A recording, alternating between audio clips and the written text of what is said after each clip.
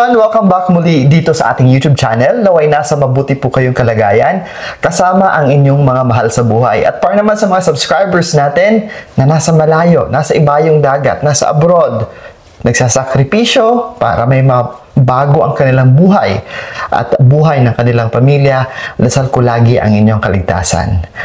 Panibagong kaalaman naman po ang ibabahagi ko ngayon. Sa vlog natin ito ay promise ko ito sa live natin na ang topic natin ay tungkol sa mga masaswerteng kulay para sa taong 2025. Kaya narito ang lucky color para sa 2025. Ito ay ang complete guide, a komprehensibong guide para sa inyong lahat po.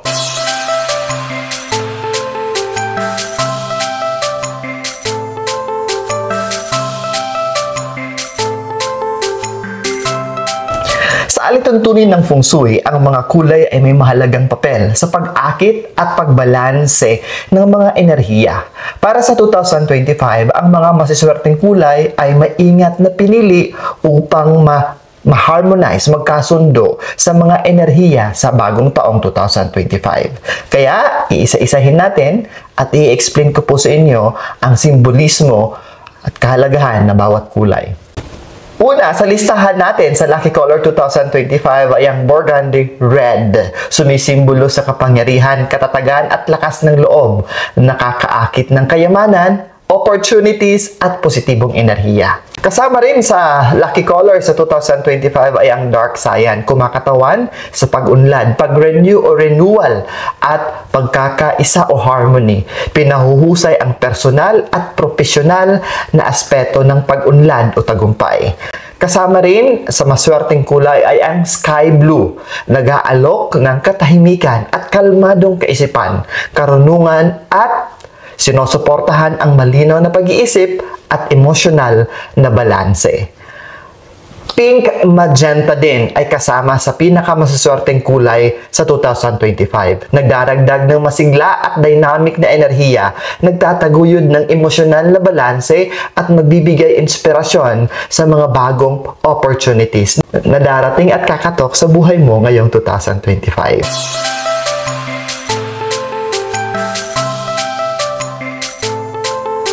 Ngayon, paano natin magagamit ang mga kulay na ito?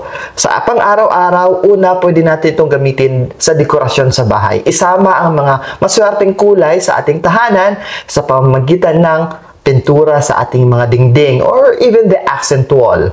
Pwede rin kulay ng mga muebles, kulay ng floor rug at mga pangdekorasyon o palamuti. Pwede rin sa kwarto natin, kulay ng kumot, kortina o di naman kaya tablecloth or table napkin.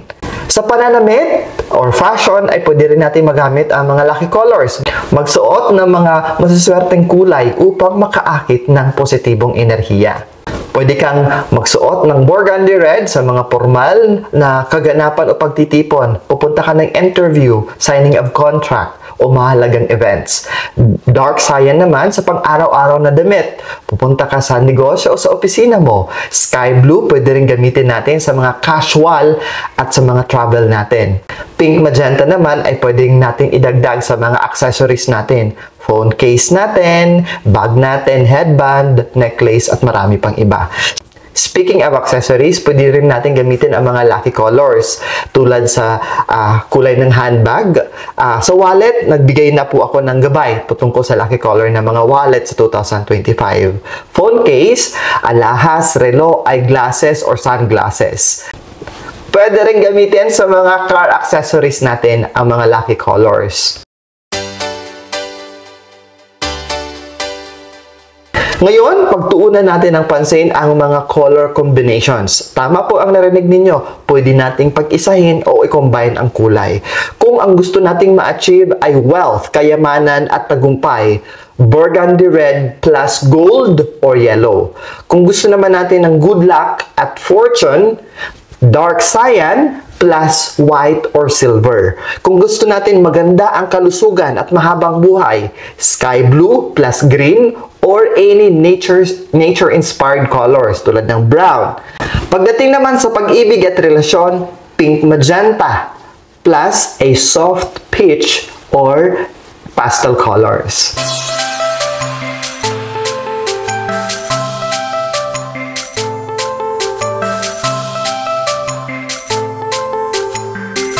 Additional feng shui tips, balansehin ang mga masaswerteng kulay na nabanggit ko ng mga neutral shades upang maiwasan ang excessive energy. Dahil anumang sobra, di ba, ay nakakasama.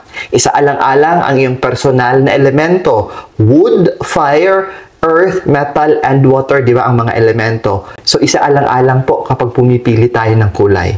Gumamit ng mga kulay na katamtaman lamang. Ang labis na paggamit ay maaaring humantong sa kawalang balanse ng enerhiya. Like, if it's all too loud na kulay, that's excessive energy. Iwasan ang mga clashing colors na maaaring lumikha ng negatibong enerhiya.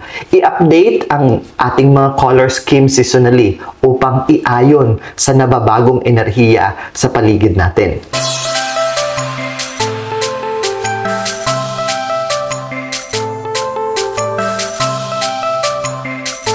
Sa bahaging ito o sa puntong ito, ang mga color energies at direction naman ang isi-share ko sa inyo. Sa East, nandito yung health and family. So magandang kulay na gamitin ay sky blue at green. Sa South naman ay ang kasikatan at reputasyon. Burgundy red at pink magenta ang bagay dyan. So West naman ay para sa mga bata and creativity, the children and creativity sector. So dark cyan and white is good for that sector. So North naman ay para sa career at life path. So black, gray, and other metallic colors will be best for that sector. Sa gitna, balance and harmony. So earthly tones, natural colors ang gamitin natin.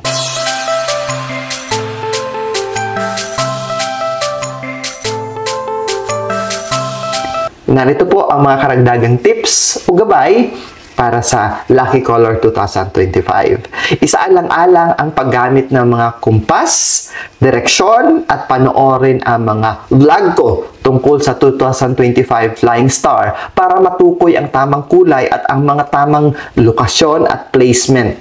Gumamit ng mga color therapy lamp o kandila para mapahusay ang enerhiya ng isang silid.